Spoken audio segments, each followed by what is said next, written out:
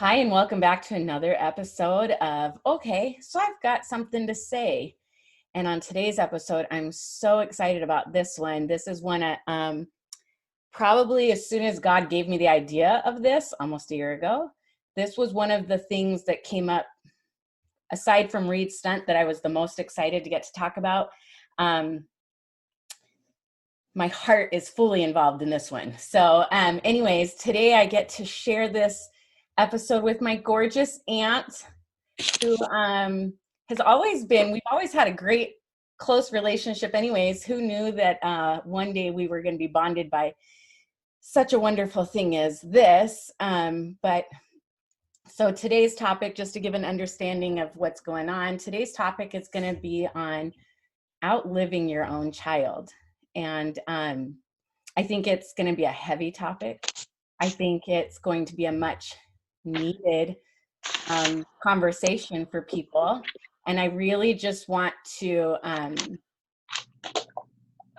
pray really fast before we actually dive deep into what all we're going to be discussing in this episode. So first of all, Aunt Robin, say hi so people can hear you.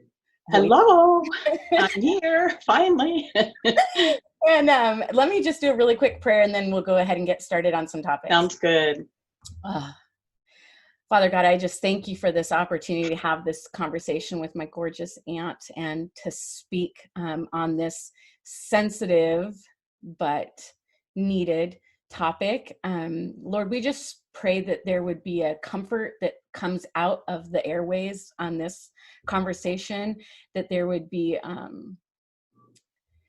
just divine intervention for all ears that hear it, Lord God, that it would speak peace to some, that it would give insight to others, Father God, but that it would just be a way to bring healing to somebody's life, Father. Lord, I pray that we honor our family members that we're going to talk about and that you would just go before us in this conversation. And I thank you in Jesus' name. Amen. Amen. Okay. So. Okay. Got something in my eye. So as I said, this conversation is going to be on the hard topic of outliving your own child. It's definitely not supposed to be that way in the order of things. Not what I expected. Right. No parent wants to outlive their child or experience this kind of thing. Today, it's going to be, just since we're moms, we're going to talk about it from the perspective of mommies. I know that dads feel it and go through their own stuff as well, and that sort of thing. But we're going to talk about it from our position and standpoint. And I really just want this conversation to be about understanding that not all grief is created equal. That's true. When it comes to your child, grief doesn't actually ever go away. Nope. And how to help somebody, how you can actually help somebody and be there for somebody in grief or loss. And so I have a term that I use for other moms that have gone through it, just as an identifier. I call them angel mommies because we have them there. I hate the word lost. I don't know about you, but I hate when people say, oh, she lost her kid, like misplaced them somewhere. I don't know a better word to give it. But I hate that word lost. Like, I wish we could come up with something else. Or death.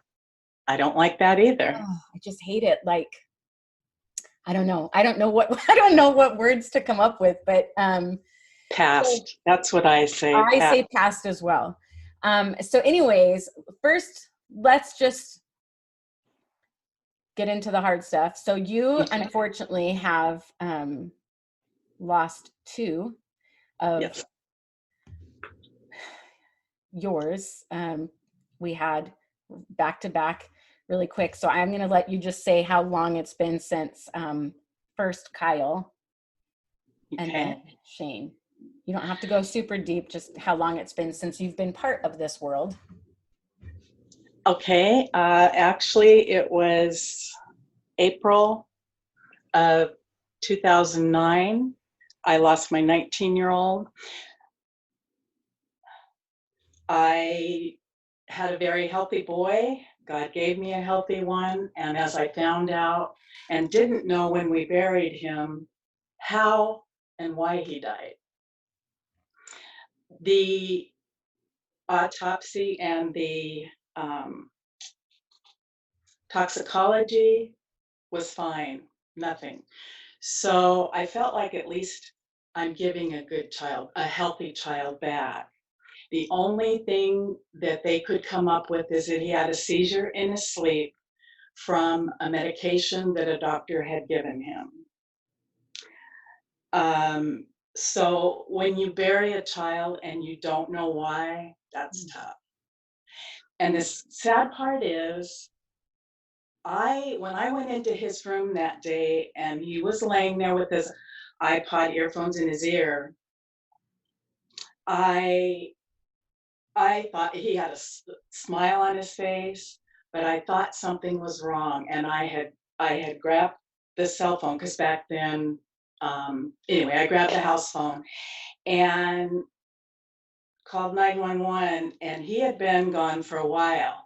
So as I'm sitting there and I'm waiting for the officers and everybody to show up, it smelled in his room like alcohol, like or old perfume. And so I assumed that maybe he drank and died of alcohol poisoning, which was so bad on my part. I regret that to this day. So anyway, actually, it took a long time for them to do the toxicology report. But anyway, we buried him, and we have 3 boys. They are very far apart in age. Kyle was the youngest at 19. At that time, we had a 27-year-old, 26 or 7-year-old. And so it's been 11 years for Kyle and 10 years, like 9.5 years for Shane. Shane had a very difficult time dealing with the loss of his brother. Shane went down a rough road, and by that I mean addiction, which I don't even like to focus on that because he was a brilliant child. And we lost him at 28, year and a half after Kyle. When we got Kyle's place where he was going to lay to rest, I said to my husband, we need to get two. And we both agreed. We just, a gut, call it what you want. So anyway, they are buried, I call it like bunk beds, and my husband and I will be buried right next to them. So it's been a long time for the two of us having to bear this. Mm-hmm. Plus, we had a older son, so I had 3 sons. Fortunately, he's married, has a beautiful child, gave us a beautiful grandson, and I worry about him as a mom would. I hurt for him almost more than myself, quite honestly. Mm-hmm. Um, I remember at Kyle's funeral because as I lost Christy in '94, um, which just astonishes me at how long it's been. I know. Um, but I remember at Kyle's funeral having the desire of if there is any way that I can will you or give you my strength in Mhm. that moment that I wanted to. And I just remember I sat directly behind you by 2 rows and I stayed the whole time. I said I wasn't leaving until the last person had been there and had their moments and conversations with you and all that other stuff. And it was this whole desire in me of, I just knew what you were going through and I wanted to Mhm. give all of me to you. That being That's sweet. said, at Shane's funeral, I almost could not even look at you because I was in awe of you and Uncle Jim. And also I just was like, I didn't know how you were there. I understood it at Kyle's, Mhm. but at Shane's, I was like, this is more than one should. And Hmm. so that being said, that kind of makes me go into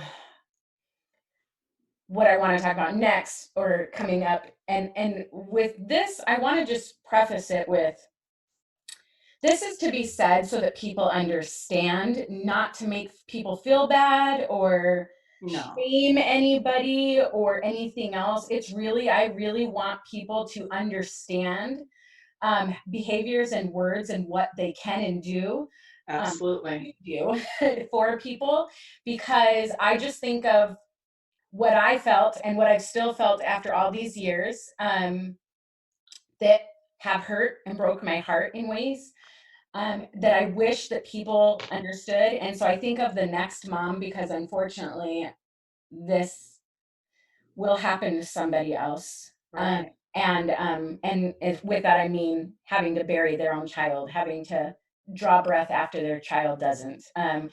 And so I want other people to hear it and understand how to help, how to be more supportive, what they can do, what they should do, what they shouldn't do. And Hmm. so I just want to talk about that without feeling like we're shaming anybody or guilting anything. I just No, no, no. honest conversations of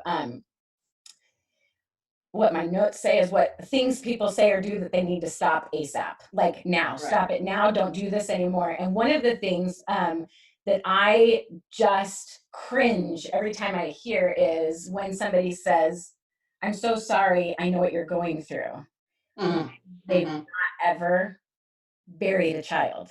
Hmm. Um, loss of a parent or loss of a spouse or sibling or dog or whatever is not the same as No, burying your child, drawing a breath longer than your own child does. It's not the same. Don't try and make it the same, because they are not. They are not. They are not. As you know, no. because you've lost Right. grandma and grandpa, I've only lost my dad. I've not lost my mom.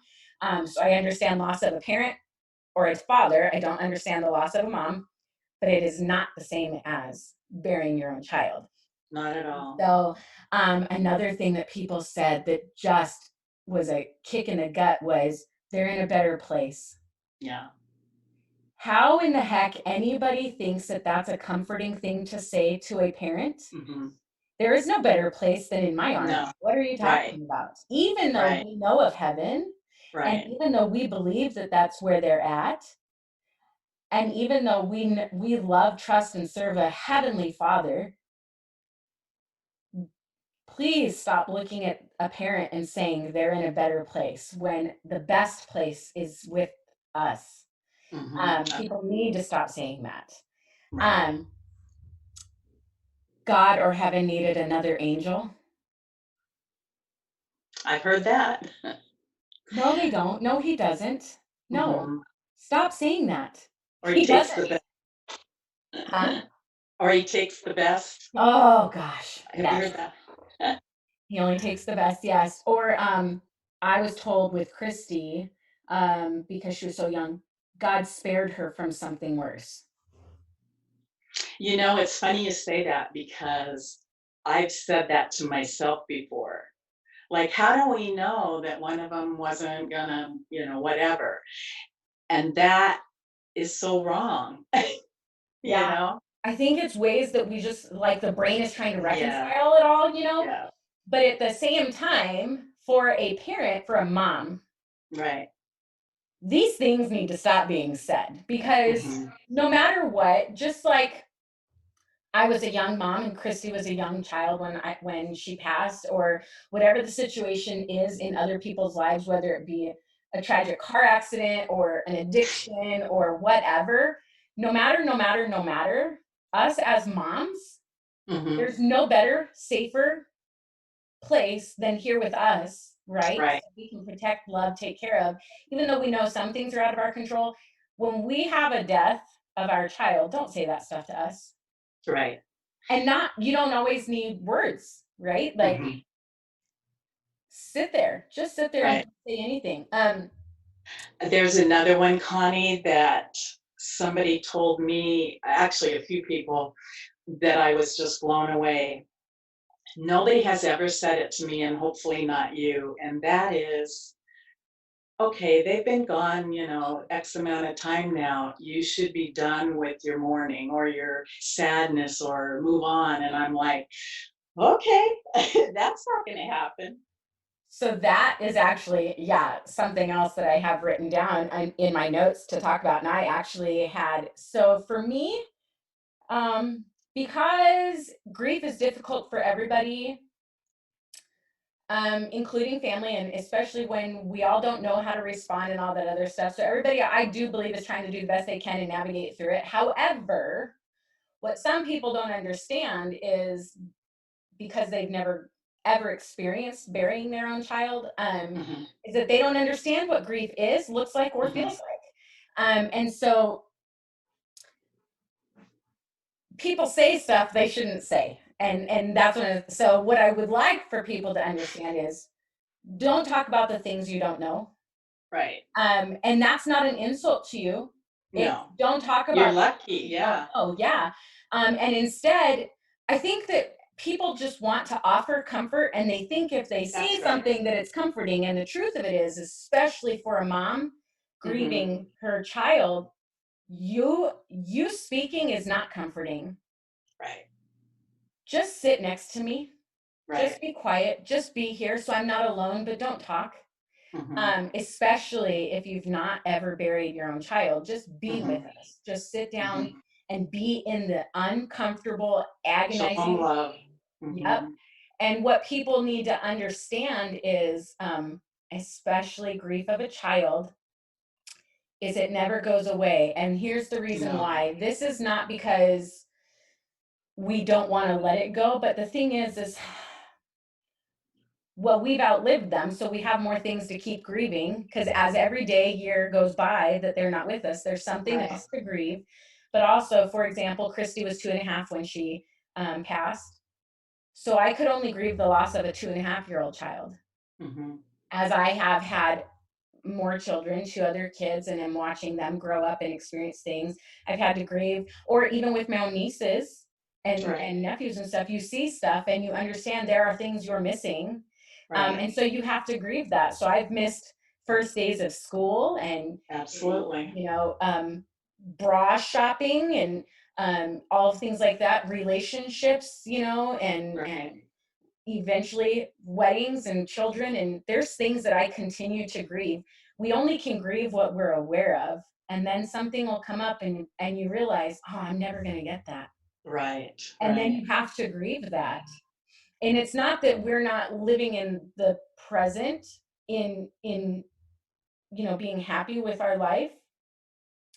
It's not about that, but it is understanding that there is something that's not, that we should have been experiencing. And so we have to allow the body to go Right. through it and let the mind process it and give those emotions to the situation. Because I'll tell you, Christy was only alive for 2.5 years, but she deserves every ounce of Right. my acknowledgement for the rest of my life while I'm Absolutely. grieving. Hmm. And so it's okay that I still think of her on a daily, whether Hmm. I say her name out loud or not. Every single day something crosses my mind that makes That's me think of, true. yeah, and so you have to allow those things to happen. So people need to stop analyzing what they think that they have no knowledge of, which is how long grief should last or where somebody should be in the healing process. Because the truth of it is, it doesn't go away. We just learn how to adapt and live with it. You That's just right. live with it. And yes, there is joy. You can find joy again, even Hmm. after the loss of a child. Hmm. Um, but it's different. Everything is different. Everything tastes different, sounds different, smells different after you've buried a Your child. whole outlook, your whole Yes, outlook on completely everything. different. Um, People should stop having conversations with other people about how they think we're handling things or where we should Hmm. be in the process, right? Like, stop, Right. just stop, just stop. Because again, it's always evolving. But sometimes in the worst of the days, like in the very beginning, you find something to have that you laugh about, a memory or something. And so we'll laugh if you Right. remember. And then there's such a horrible guilt from laughing. that Mhm. it spirals into other things. And so people need Or to, celebrating, Connie. oh, Celebrating's a hard, birthdays, Christmas. It, yes. it, it takes It feels like years, a literally. betrayal. It It feels like does. betrayal. Yeah. Um, but people, if they want to be along in support, in love of a parent who's lost a child, they need to understand what that roller coaster ride is going to look like. And if you're going to say yes to sign up, that means go with it. So that means Mhm. like, and literally, can't you just go through every ounce of the feeling of grief in a matter of seconds and it just constantly spins, especially in the Yeah. beginning? Yes. Oh my goodness, it's just crazy. And so, like, I just want people to understand, don't judge it or analyze it because you don't understand it. Right. And the truth of it is, as long as you don't have a parent standing graveside being like, ah, it's fine. I'm fine. The world is fine. They're dealing. Right. I promise Mhm. you they're dealing. As long as you don't see that response, they are dealing, and let them deal in their way. Don't tell them how to do it. No, I agree. And there's no timeline. It may take me, like with Kyle, we didn't celebrate Christmas until Deegan, my grandson, came along. I never pulled out the ornaments because, all the boys made homemade ornaments in school. I was not pulling them out. I didn't for Kyle, and we didn't for Shane. Well, we did for Shane because of Deegan, but it was not our stuff. We went and got a little tree, and their birthdays, we go to graveside, do something. Uh, Not so much anymore, only because I'm not really sure. I just don't get a bunch together anymore. It's been 11 and 9.5 years. You know what I mean? Yeah. So, Um, so there's one thing that I want to read really fast, and this will go into my next point. So I read this book and I didn't realize it until I was reading it. But anyways, it's called Eat Cake, Be Brave by Melissa Radke, and she's got a podcast, and her husband do Facebook Lives every day, and she I don't know if she actually had a career in Nashville singing or if she was trying to. She's very funny. But anyways, her and her husband suffered lots of I want to say they couldn't get pregnant or had some miscarriages, and then they finally conceived, and um, she delivered a son who she only had, I want to say like an hour and a half or 2 hours to oh celebrate dear. life with. But she has this book, and in it she says, one of the things she's talking about, she says, I have zero fear of death. I heard the late Elizabeth Edwards say that once. You have lost a child. Death has no hold over you, and it doesn't frighten you. She was right. Let's just say that when it's time, I've got people there. She also said if you know someone who has lost a child and you're afraid to mention them because you think you might make them sad by reminding them that they died, you're not reminding them. They didn't forget they died. What you're reminding them of is that you remember that they lived, and that is a great gift. Yeah. And that is the next thing that I would love for people to understand and do, is people have that misconception of, oh, she looks happy, so we don't want to Hmm. bring up You're right. because that'll make them sad, or it's too hard. It's too hard, right? And I understand for family members, it's hard for them also. They're processing and going through grief and. That's right. But let's just be real. Theirs Hmm. is not the same as ours. They lost a cousin or a niece, nephew, or brother, sister, and that doesn't negate it that it's not of value and that it doesn't hurt them by any means. But being the parent, to be surrounded by other people that never talk about your child hurts. It I've does. been offended even Yes. where It, I'm it, like, excuse me, I love that we're always talking about your kids, but I want to talk about mine too. But I don't want to bring them up all the time or her up or him up all the time. We want somebody else to do that because you want them to know they thought of him on their own or her on their own, and that right. ask questions. Especially, I tell this to people that don't know any better. I love, the greatest gift you can give me is to ask me about my daughter, even if you're asking me how she died.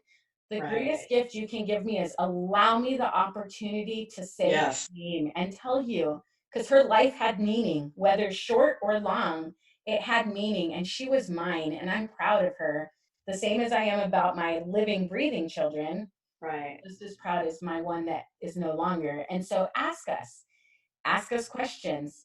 Tell us your stories and memories that you have. Or, sorry, go ahead. Oh, go ahead.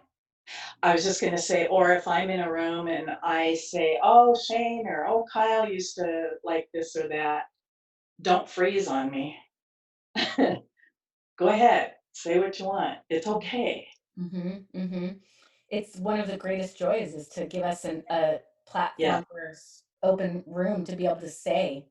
Isn't yeah, there something about the way their name set feels out loud when you say it out loud? absolutely. Oh my It goodness. just Yeah, because thinking about them internally is one thing, but when you get to actually yeah, say their name, I mean, as a parent, this is what I want other people to understand. As a parent, think about it. When you find out you're pregnant or you're going to have a baby or you're going to become a parent, you stress and you read all these name books and all right, these things and you bring it up and you're like, how does this sound? And you go through it because you're planning that perfect name for your child. Or, once you lay eyes on them for the first time and you think, this is, and you name them, that name is precious. It has meaning. There's so much value to it. right. And when you don't get to say it out loud, it's hard. It hurts. Like Hmm. let us say their name. Let us say their And name. I do. I don't I do it hesitate all at the all. time. Do you know Yeah, that every time I've ever moved since Christy died, I've had to say her name in my house just so that I know that it came with me, like that I that's know what it sweet. sounds like here. What does Hmm. it sound like bouncing off the Oh, walls? that's precious. You just Mm, have to say it. But anyways, also like if they would just share their memories, you know what I mean? Like tell us your right. stories, especially if it's something we weren't around for, so we didn't know. Yes. It's you're giving us such a gift when you tell us something about our kid.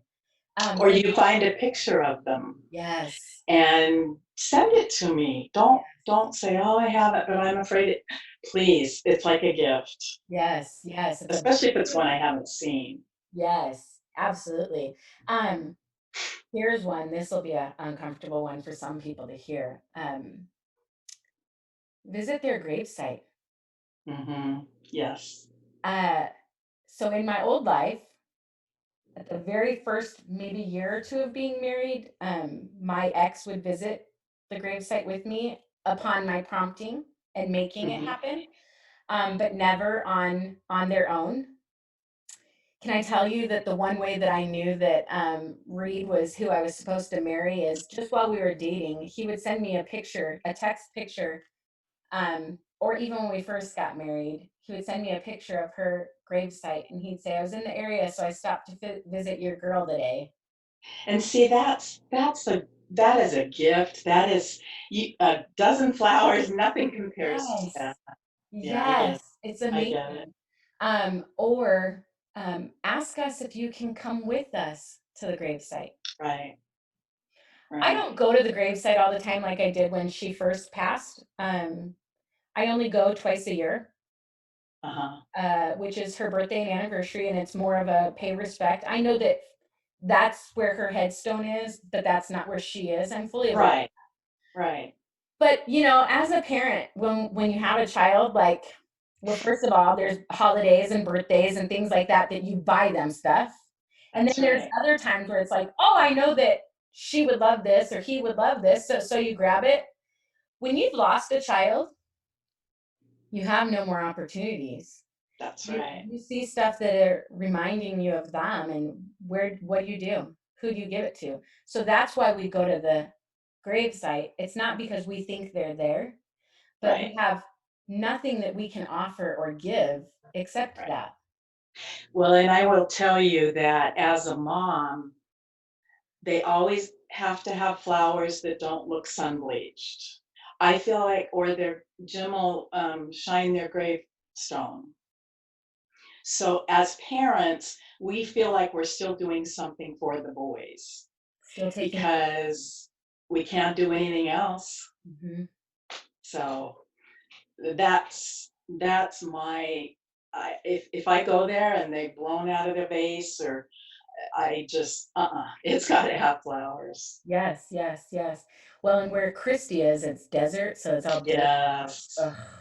And so, Yeah. yes, Reed is way more particular about it even than I am. I'm really good with like brushing it off and I pour water over it just because of where she's at. Right. And so like trying to get all the stuff off, but like Reed sits down with a fine tooth comb type of thing. He wants every Jim little too. gravel out of Mm. it and away from it and for it to be polished and that kind of thing.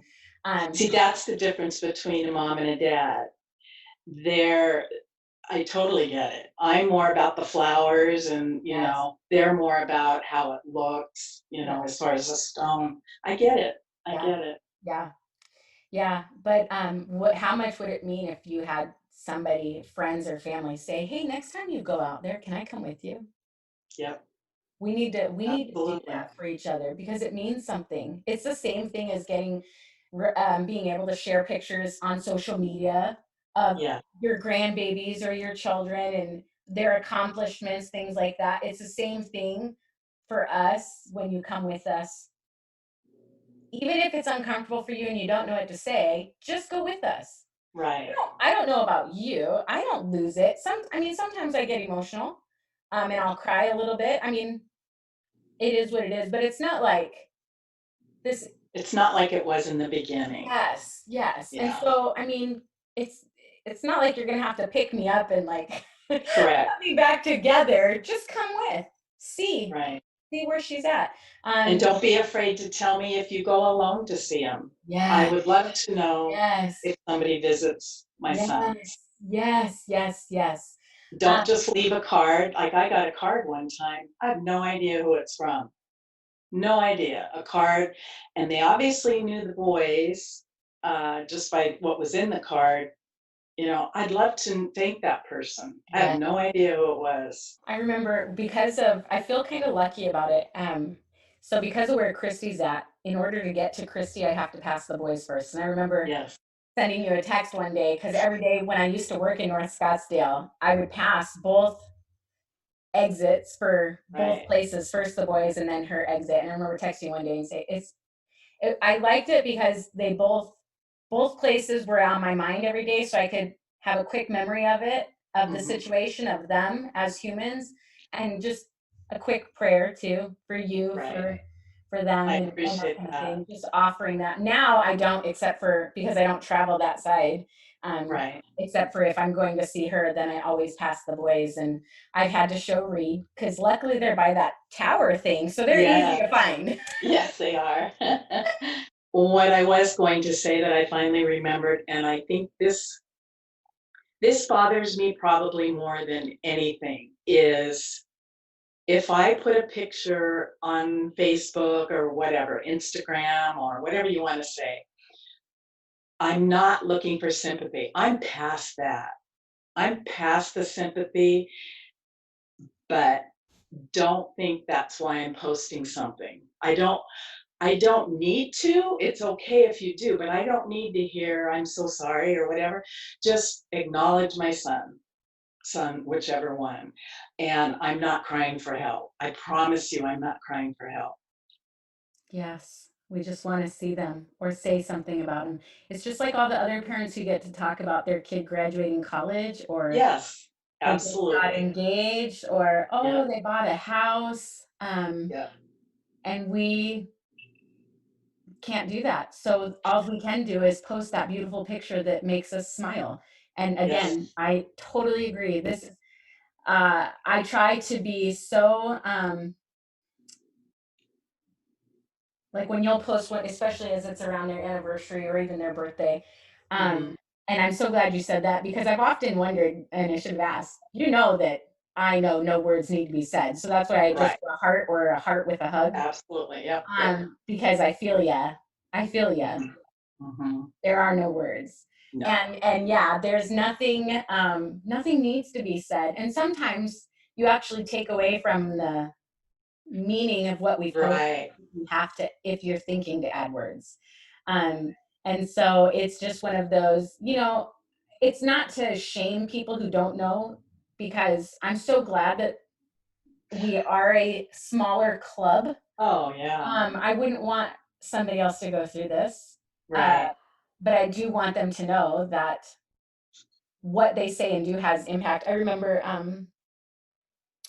so in my old life, Christy was a very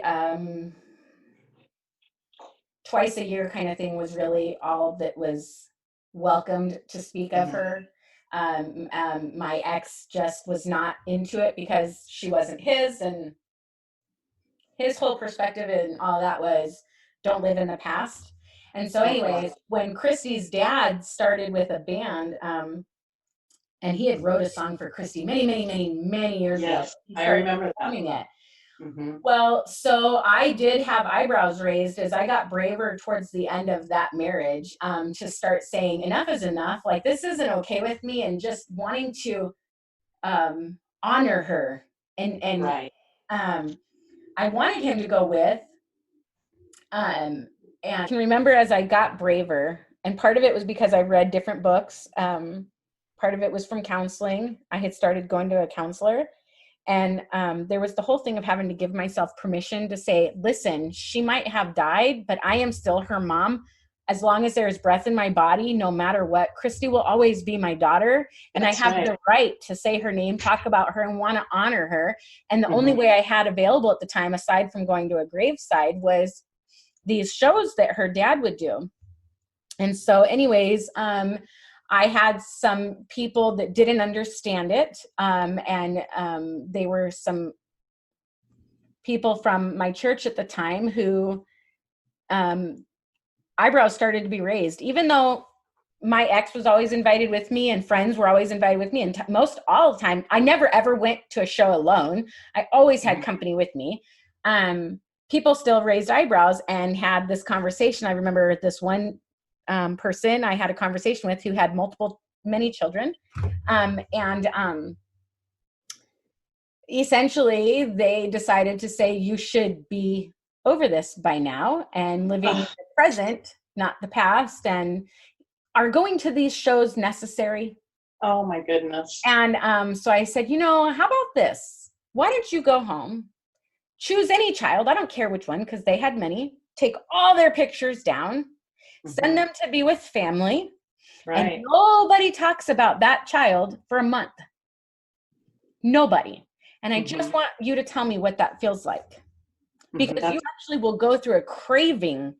Our the mom in us just craves the ability to acknowledge. right. Even And with I feel like, I'm sorry. no, you're I fine. was going to say, I feel like losing two sons, my youngest and my middle, our whole family dynamics changed. I felt like from everything I did the first 19 or 27 years, I don't feel like was for nothing, Mhm. but it's not how I thought it was going to turn out to be. So, because it changed our family dynamics, don't tell us that, it's okay. That even though it's been so many years, that, you still mourn them. You still mourn them. Right. Um, Was that off subject, Connie? I think it was. no, it's absolutely not. It does shift everything. Like, you guys were a family of five. Hmm. You are again, or still a family of five, because luckily you've got, the Chris's Deacon. family and Deegan and Hmm. Janelle. And so you are a family of five, but you're supposed to be a family of more than that. Absolutely. And that kind of thing. And so, yes, while you're still technically a family of five, it's a different kind of family of five. Christmases will always feel and sound and look different, Hmm. because there's two missing. No matter how great life is and how happy and successful and wonderful and beautiful and all of the fabulous things that our life is, Right. after death, there's still something missing. And that's allowed. It's allowed. The loss is allowed to be felt, that there's something missing. And I think people really need to understand that and know, um, we will grieve them until our last breath. Absolutely. Yes. Yes. And again, I second what you said. That's not a cry for help to say that. Mm-mm. Um, No. It's just our, people post pictures of their food if they think they made a fabulous meal. If we can post pictures of food that we're eating, Right. fine, and that's normal. Nobody's thinking enough to Right. cry for help of any kind. Me finding a beautiful picture of my kid, or just maybe I have her on my mind that day, and I want to just share a picture of her, or I want to say her name, or I would love for somebody to ask me about her. That's just me being a mom. Right. And did you feel, maybe because Christy was younger, but when I see their peers getting married and having children and buying homes, and because that's what we raised them to do, and that's what they were supposed to do, or their cousins, which you have many girls in your family, get married, and you know we don't get that. We It makes you realize um, how much you're missing, really. Yes. And for me, so because my niece, Carrie's oldest, is just above her, and Christy are Right. only a couple months apart, I am always reminded of milestones that I'm Sure. not getting. And what also hurts a lot is all of my sisters and siblings have all had little girls since I lost Yeah. mine. Yes. I never got another one. So when I found out I was pregnant with a girl, you start dreaming of or thinking of all of the things, the fun stuff of Sure. doing their hair and the cute dresses and the parties and all that stuff. And Mm. and then as they get older, the mommy daughter days and spa days and prom dresses and wedding dresses and all of Mhm. those things. And I only have boys. And while Right. I do have a stepdaughter, she has her own mother. Sure. And I know that there will be a part of it that I get included in, but it's not the same. It's not the same, It's no. not the same. And so I'm always very aware of Me too. what I am not going to get to experience. And that's the other thing. So because I'm always very aware of what I'm not going to experience, for all of my siblings that do have that, I love when they include me in on certain things, Yes. so that I can experience it some. That's very nice of you. That's the kind and the loving thing to do, is to include you. Yeah. Um, yeah. There's more I could say on that, but it's a hard one. It's a hard one with family, especially just because everybody's got their own emotions on stuff. Right. And so it's really a place of people needing to go beyond themselves, though. Mhm. That's the most They helpful. just don't know the depth of the pain. They Yeah. just don't know. Uh, will you ever forget the day? I mean, it's a dumb question when asking, but I mean, I can remember every feeling, every thought that raced through my brain. Um, and I can remember being at the hospital when I finally got the news, like everything felt like it slowed down. Mhm. Those are I things. was not in the world. I was outside of myself. Yes. That's the way I felt. Yes. And you're just Mhm. like, it's so not supposed to happen like that. Right. And so your body doesn't really actually know how to feel. I've read before, where people say when, you lose a spouse, you're a widow. When you lose a parent, you're an orphan, all that other stuff, but they don't have Right. a term or a name for it for when you've buried a child. And it's so true. It's because it's not supposed to be this way. A parent Right. would lay their life down for their kid, Oh, absolutely. without hesitation in an instant. Mhm. It's just, especially us moms, not to take away from the dads, because dads are warriors as well, just in a different way. Mhm. Um, but without question or doubt, like, give me an option or whatever, take my breath. Yes, absolutely. And so then it's almost as if they always keep telling you, or you're losing them all over again when you live in a world by yourself in it, Mhm. because people either don't know how to be Mhm. with you in it, or they choose to not be. I think there's some people that choose, like, they just don't want to go there. and all that kind of stuff. And so it kind of is almost like a repeated infliction of pain to you as the parent, where you're like, didn't they matter? And that's, right. for me, that's what it feels like in a sense, is didn't they matter? They had to have mattered. Right. And the other thing is when we first get that news of their death, everybody shows up, right? Right. Yes. And what is it, like 2 or 3 weeks, and all of a sudden it's gone? Yes. So you get used to these people being there, and it's not necessarily that they're comforting you with words, it's just their presence. Because how empty can a world feel when all of a sudden your child is no longer living in it? Oh, it's pretty bad. So you meet the people, but all of a sudden they disappear too. Right. And you're just like, what am I doing? It's hard. It's hard to breathe. It's hard to take care of yourself. Like, you just need that other human.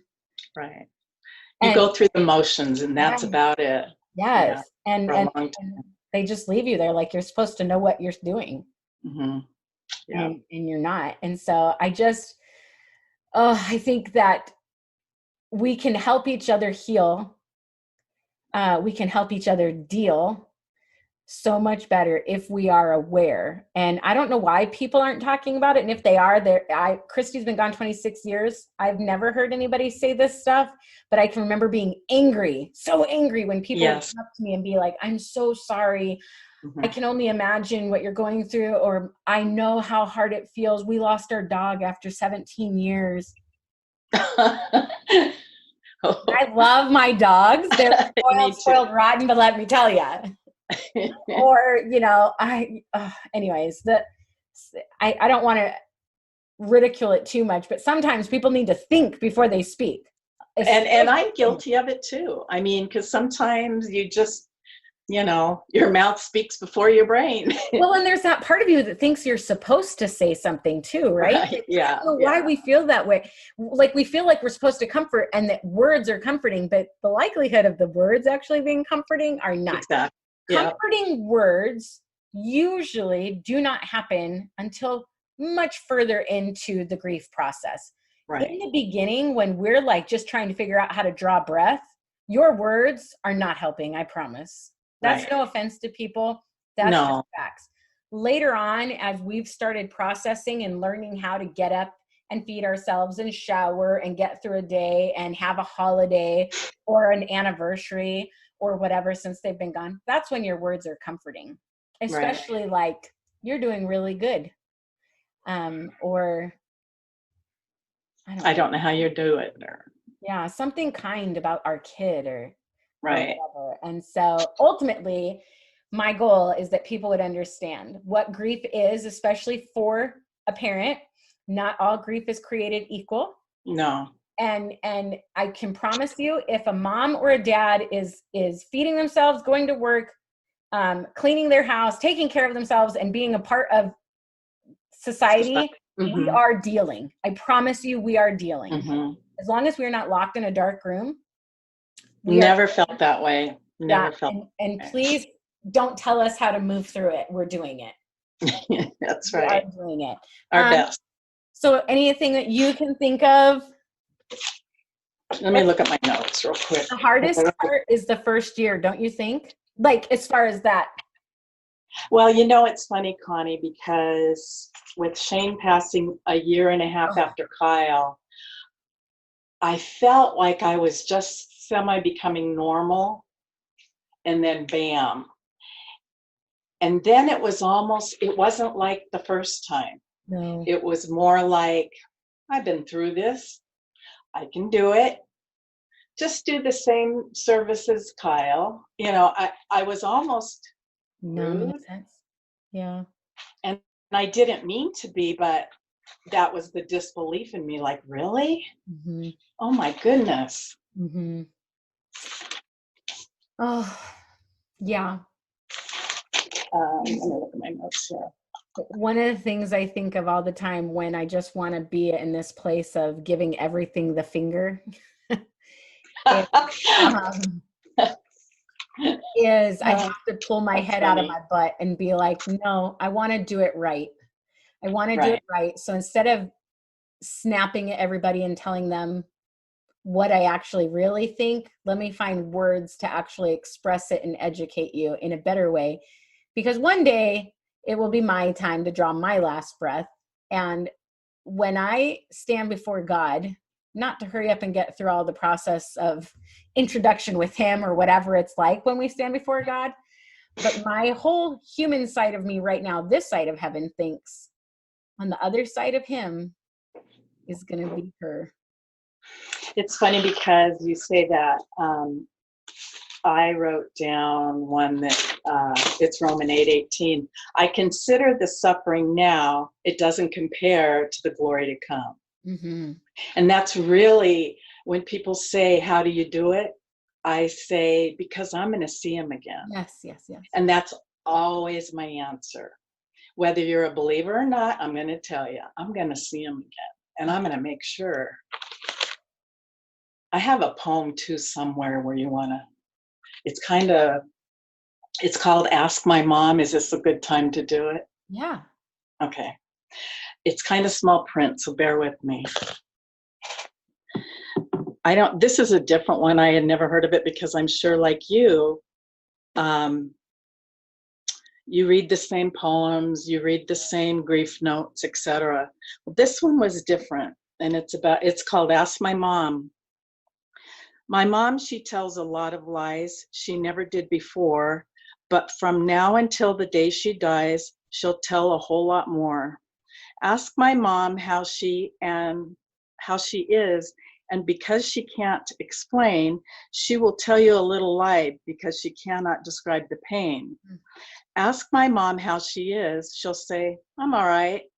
If that's the truth, then you tell me, why does she cry each night? I'm sorry, I blew that one. Ask my mom how she is. She seems to cope so well. She doesn't have a choice, you see, nor any strength to yell.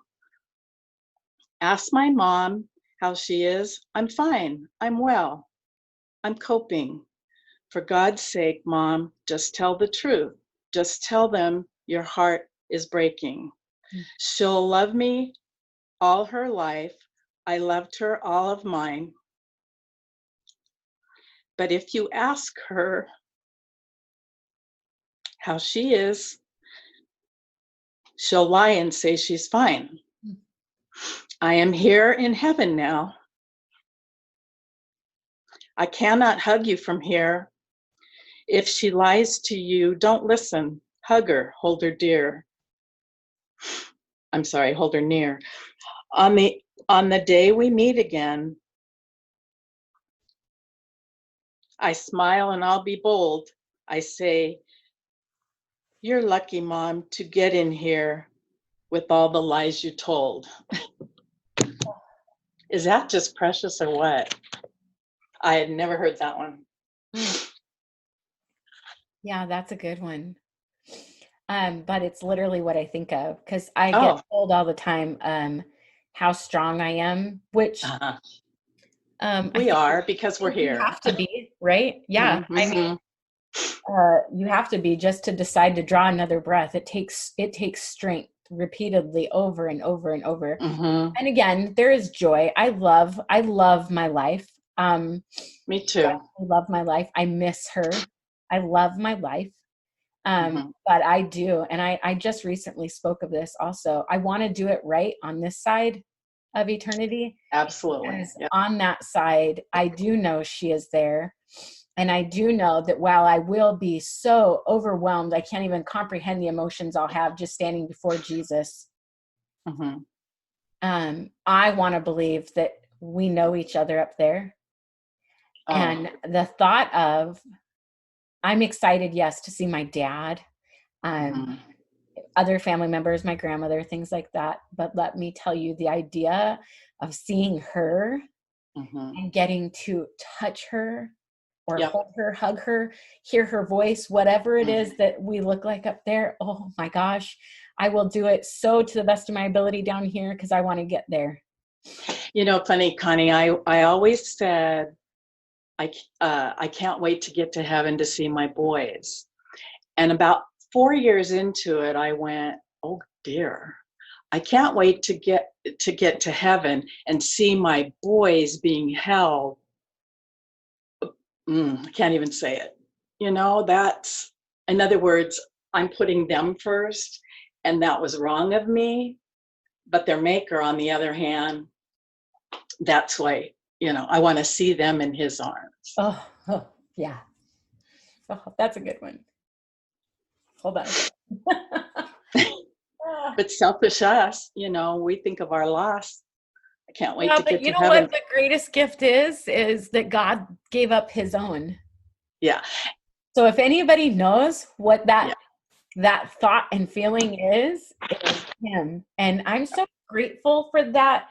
As hard as faith is to understand at times and just get things into perspective and follow things of what you can't see and all of that other stuff, I think It's faith alone. yes. And as a parent, and just that commonality of that he gets it, makes it when we do have those thoughts of just being hurt, angry, frustrated, selfish, whatever it is, he gets it. Like you can have that thought freely and not feel judged in it, and just be like, okay, like it's better if you express it and say it anyways, because he knows all of your thoughts. And so to just get it out there, that one rocked me a little. So it reminded me of this. They did not leave your life. I moved them, God. It's like, because they're with him. yeah. Well, and that also helps get that message understood for us. If in a world with others, you have that understanding of, please allow us to talk about them without judgment. Please ask us questions about them. Please visit their graveside or look at our pictures without pitying us. Just, understand it's as if, and again, if we're drawing breath and taking showers and feeding ourselves and all that stuff, we're really doing well. We are doing well. So just know that we are okay. Don't think we're not. But and you know what? Truthfully, I think if other people were to say to us, especially family members that are close, if they were to say, I'm having a hard day. I got the boys on my brain, or I've got Kyle on my brain a lot today, or Shane on my brain, Christy, whatever. Are you okay if I talk to you about that? Oh, that's a good idea. I never thought of that. Can you imagine? Mm-mm. Can you imagine getting to be the mom who offers comfort to somebody who's missing our kid? Well, that's the only reason I'm doing this, because you know me, I'm a little bit of an introvert.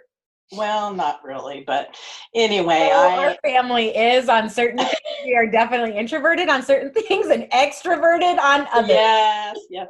Whenever I am off my rocker and say something, I say, that was Shane, that wasn't me. I mean, really bad. But no, if I can help one person, whether it be any spectrum of whether it be picking the place to go, the ceremony, whatever, or just them coping, I would help in a heartbeat. Yeah. Does anniversaries make you angry? No. Do you know, Connie, and I said this to Erin, my sister, I said, I've never been angry at God. I've never been angry that I lost my boys. I don't know if that's good or bad, but I will tell you, when we got the phone call at 5:30 in the morning on Shane, my Bible was sitting on my nightstand, and I picked it up and I wanted to throw it, but I didn't. I put it down. That was my anger. I'm not a person that, I probably hold more in than I should, but I think Deegan's calling. I lost my thought. Anyway, I'm not that way. I'm grateful they're whole. I'm grateful they're healthy. I'm grateful boy, do I miss them. Not gonna lie. I got angry definitely the first few months. Holy cow, I was angry.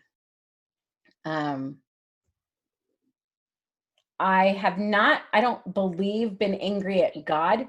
I was angry at God No. in the beginning. I have not been angry at God in all of these years since, Hmm. um, because it was within a couple of months of her being gone that I realized, um, because I remember saying it, even holding her at the hospital, as long as there's breath in my body, because I Yes. knew that I needed the next second to draw in a breath, that the only way I was surviving was God. But I also remember thinking,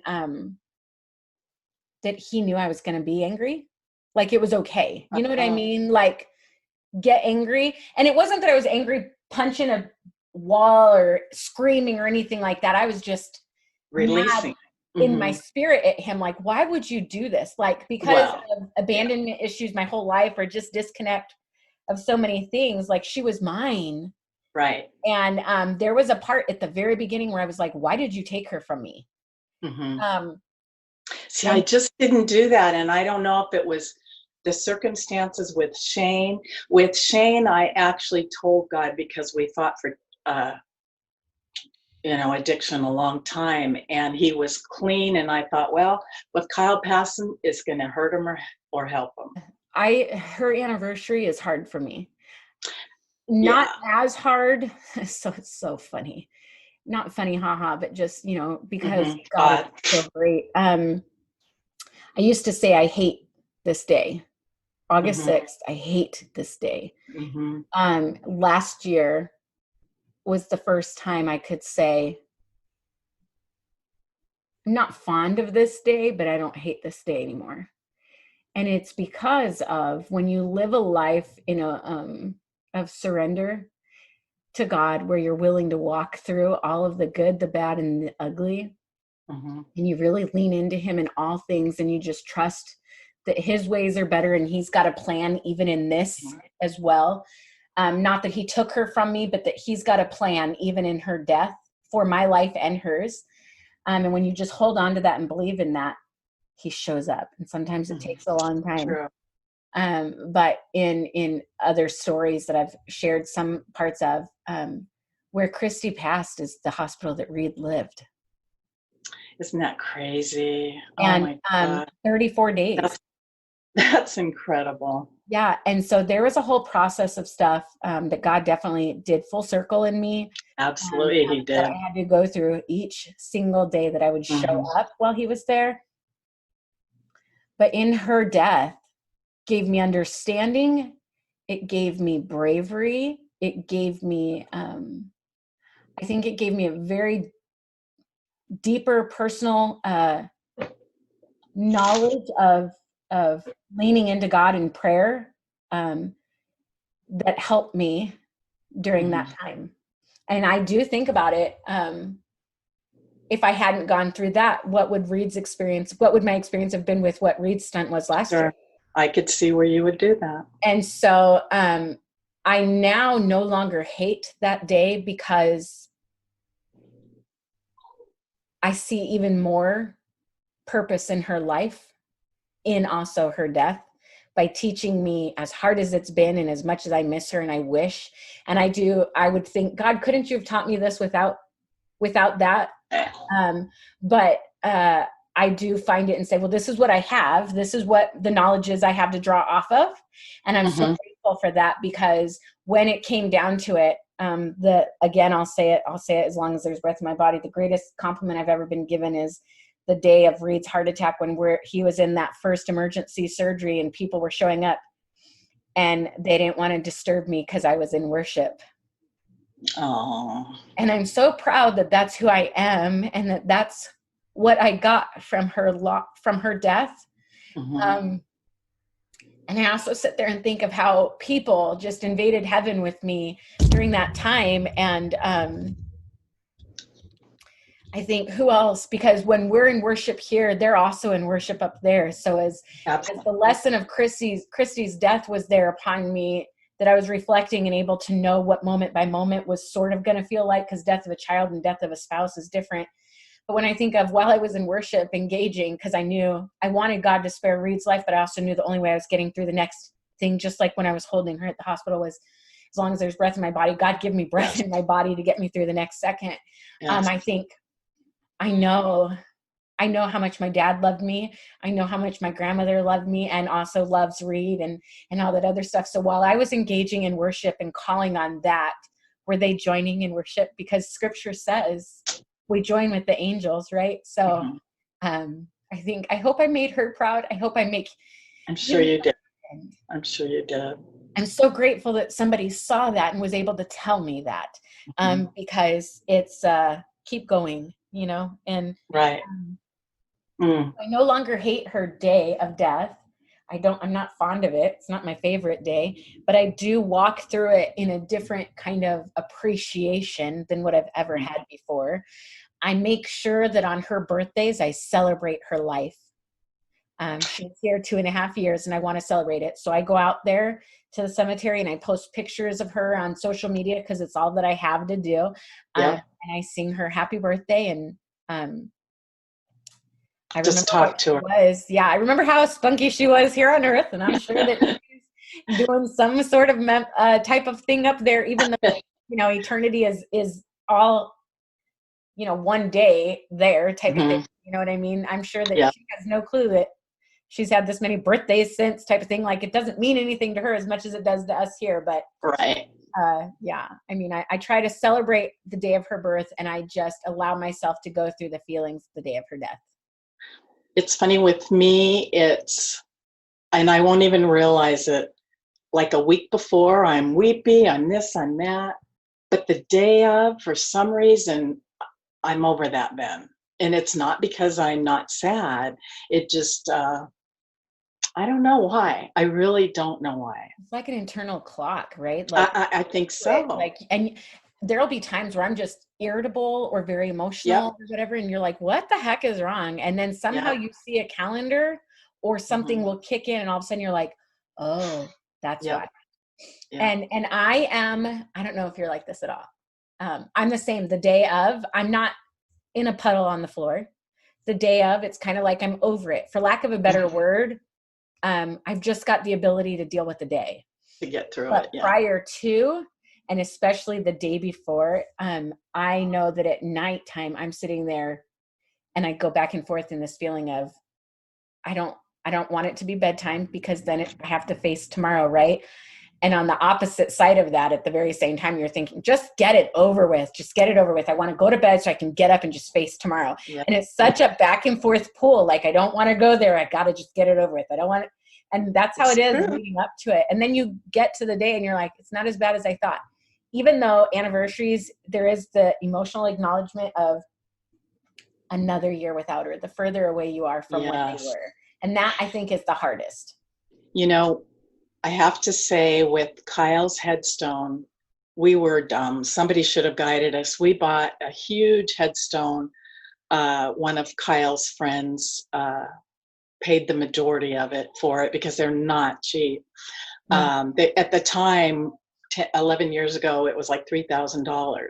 So anyway, we put a picture of Kyle, the most recent one we had, on the headstone with a whole bunch of stuff. But anyway, and as years went by, and well, let me back up. And so then when Shane passed, we took that headstone and it's buried in Kelly's yard somewhere because I couldn't deal with it.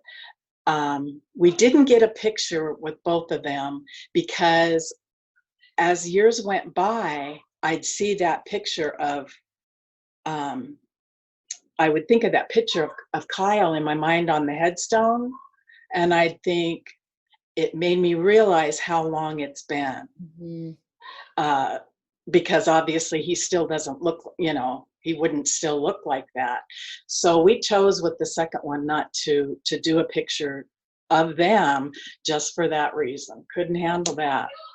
Yeah. Couldn't handle that. Yeah. It's hard with those always in your face reminders. As pleasant as they are sometimes, they're also hard. Yes. Yeah. And one of the things I think of, so for this, I just thought of this, you saying that, where we say people talk to us about our kids, ask us questions because we want you to. Yes. And that thought of where people will think, well, I don't want to bring them up because I don't want to hurt them or whatever. To give permission and understanding to people that we will definitely, you'll be able to read our cues if it's not a good time for us. For example, if somebody's trying to talk about your kid and it's just not good for Yeah. you, we're not going to really further engage. We'll just You could say, tell. you're just going to tell, like, for example, if somebody was to say, oh, I went by the graveside and it's not a good time for you, your response would likely be, that's nice. Right? Oh, that's nice. Thank you. Yes. But you're not going to be like, oh, how was it? You know, there's a difference. There's a difference in what our communication is going to be. So people need to be able to read it. Like, first of all, have thick skin and just be willing to know that it's not personal. It's not personal. So please bring it up and or bring them up. And if it's not a good time for us, you're going to be able to tell, but have thick skin. Don't get mad that we hurt your feelings when you wanted to talk to us about our kid. Like, sometimes it's just a hard day. And yes, we understand that sounds very bipolar in a sense of, we want you to talk to us about them, but sometimes might not be good. But just be brave enough to try. Be brave enough to try, and to try more than once. Don't 20 years from now be like, well, once back in 1997, I tried to and you didn't receive it well, so I didn't think I could. Do it often, because some days are going to be great for us and some days are not. But you'll know, because if it's a good day and you say, oh, I went by the graveside today, we're going to be like, yeah, that's so great. What was it like? Oh, thank you for doing that, or whatever. Like, we're going to engage that conversation. We're going to have questions. You bet. Other times we're going to be like, that was nice. And you need to be able to have common sense enough to read that and understand that. But do it often and do it more. Okay. Well, thank you for having this hard conversation. Sure.